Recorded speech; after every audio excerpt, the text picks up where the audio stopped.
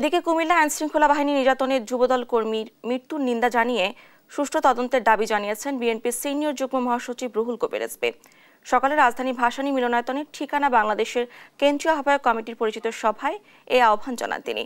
এ সময় অন্তর্বর্তী সরকারকে অত্যন্ত সতর্কতার সঙ্গে রাষ্ট্র পরিচালনার আহ্বান জানান রিজভী। ডক্টর ইউনূস নির্বাচিত সরকার না হলেও সমস্ত রাজনৈতিক দলের সমর্থিত সরকার, অর্থাৎ জনগণের সমর্থন আছে, কিন্তু সেই সরকারে আবার হাসিনার আমলের পুনরাবৃত্তি হবে। একজন যুবকর্মী বা যুব নেতা অপরাধী হলেও আপনি তাকে তো পুলিশের মাধ্যমে 24 ঘন্টার মধ্যে আদালতে তাকে পেশ করবেন, কিন্তু তাকে আপনি লাশ করে তার পিতামাতার কাছে ফেরত দিবেন, তাহলে কি লাভ হলো?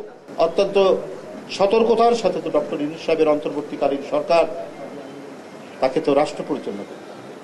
আর রাষ্ট্র পরিচালনায় যারা দায়িত্বে আছেন, সে বাচ্চা ছেলেই থাকুক আর সিনিয়র মানুষরাই থাকুক, সবার প্রতি তো আস্থা রেখেছে মানুষ।